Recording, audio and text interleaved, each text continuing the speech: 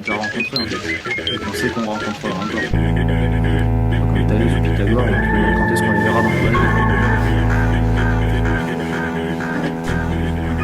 Alors, quel est le curseur de votre évaluation de cet exercice, de ce cours? La note sur 20 en gros. La note? Ouais. La note. T'es con, faut donner une note. Ah, la note, je sais pas. il est un peu con. Je sais pas ailleurs. Hein. Oui, non, mais... Il est paumé. Je sais pas. 15-16 sur 20. D'accord. C'était bien. Moi, j'aurais dit 13-14. Pourquoi 13-14? Et toi? Lui, là, il va mentir, il m'avait dit 2 tout à l'heure. J'ai rien dit du tout à l'heure. Si, tu m'as dit. 15-16 aussi.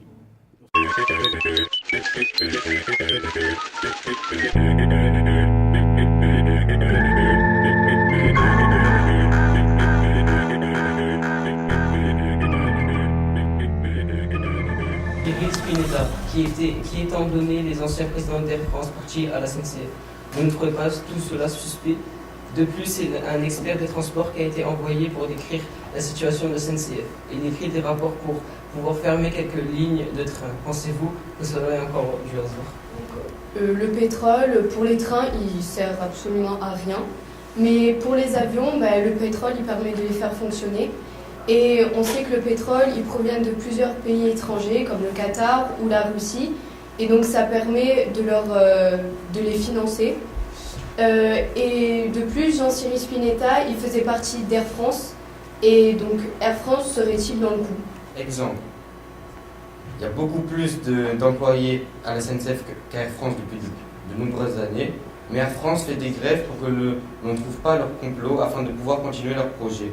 Les grèves de la SNCF sont juste avant les vacances, ce qui partage Air France, ce qui avantage Air France. Tout cela est-il un hasard? Nous ne croyons pas.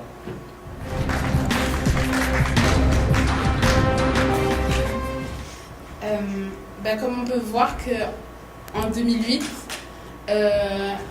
Stemagen, c'est un scientifique, une firme de Californie affirme dans une revue avoir réussi à créer la première fois 5 embryons humains par clonage en utilisant des cellules de la peau d'homme adulte.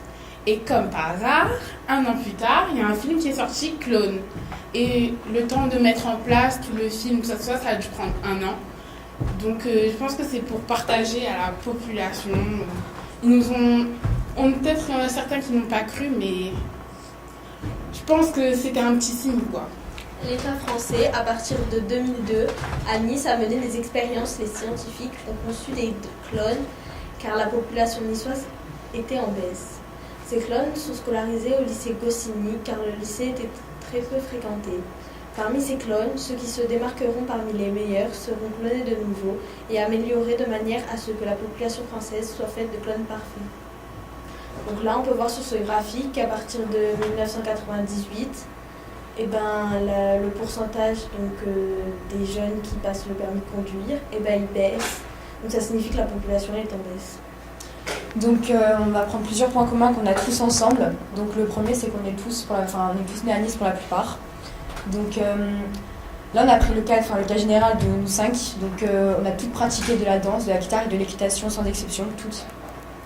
Ensuite nos dates de naissance, par exemple je suis née en février comme Lilia, écrit de née en février. Et nos initiales sont LB. Donc on a des points communs. Du coup on va un peu voir avec les chiffres, mais en fait forcément on a tous des points communs. En fait il faut vraiment chercher, on a tous. Du coup voilà.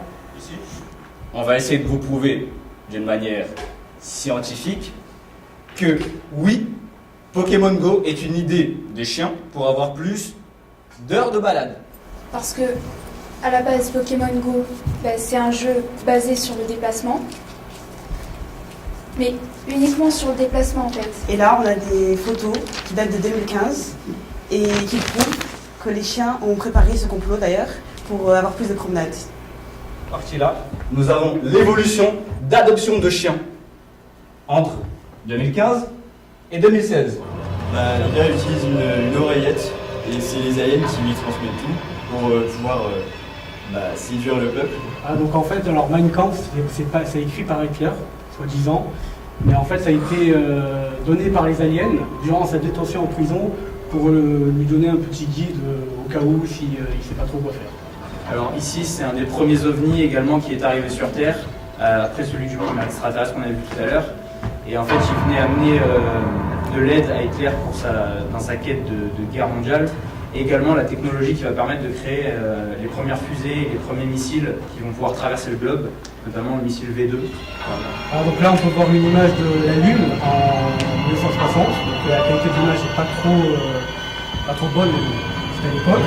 Donc on peut voir une swastika, donc le symbole du parti nazi, sur la face cachée de la Lune dans un cratère. Voilà, les aliens sont sur la Lune. Voilà, plusieurs trucs de truquer.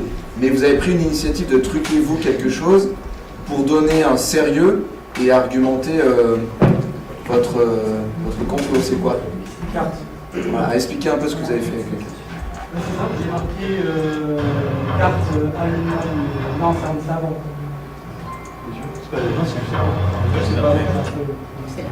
Donc j'ai marqué Allemagne 1900, enfin Europe 1942. Ça m'a sorti ça. Il n'y avait pas le rond avec marqué OVNI observé. Du coup, je suis allé sur Paint. J'ai fait des tirons rouges et après j'ai marqué en texte OVNI observé. Enfin, certains complots étaient mieux présentés que d'autres. C'est le truc qui a impacté.